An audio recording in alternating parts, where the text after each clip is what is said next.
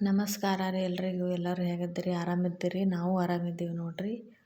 ಈಗ ಮಂಗಳವಾರ ಮುಂಜಾನೆ ಪೂಜೆ ಮಾಡಿದ್ದೀನಿ. ಹಾಗೆ ಮುಂಜಾನೆ ಮಕ್ಕಳಿಗಂತ ನಾಷ್ಟ ಏನೂ ಮಾಡಲಿಲ್ಲ ಇವತ್ತು. ಡೈರೆಕ್ಟಾಗಿ ಆಲೂಗಡ್ಡೆ ಪಲ್ಯ ಮತ್ತು ಚಪಾತಿ ಮಾಡಿದ್ದೀನಿ.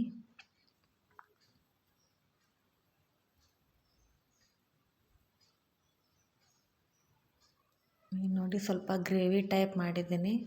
ಈ ಥರ ಆದರೆ ಮಕ್ಕಳು ಇಷ್ಟಪಡ್ತಾರೆ ಚಪಾತಿಯಲ್ಲಿ ಗ್ರೇವಿ ಇದ್ದರೆ.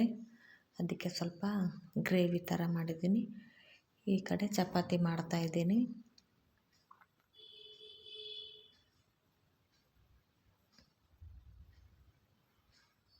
ಹಾಗೆ ಚಪಾತಿ ಎಲ್ಲ ಆಯಿತು. ಈಗ 3 ಮಕ್ಕಳಿಗೆ ಹಾಕಿ ಕೊಡ್ತಾಯಿದ್ದೀನಿ.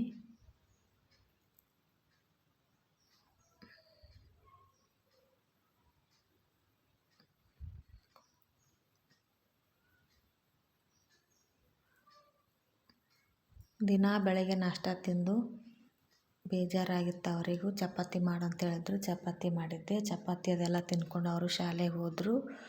ನಾವು ಮಂಗಳವಾರ ಅಂತ ಹೇಳಿ ದೇವಸ್ಥಾನಕ್ಕೆ ಬಂದಿದ್ದೀವಿ. ಉಚ್ಚಂಗಿ ಯಲ್ಲಮ್ಮ ದೇವಸ್ಥಾನ ಇದು, ಚಿತ್ರದುರ್ಗ. ಈ ದೇವಸ್ಥಾನ ಹಿಂದ್ಗಡೆನೇ ನೋಡಿ ಕಲ್ಲಿನ ಕೋಟೆ ಇದೆ ಹಿಂದ್ಗಡೆ.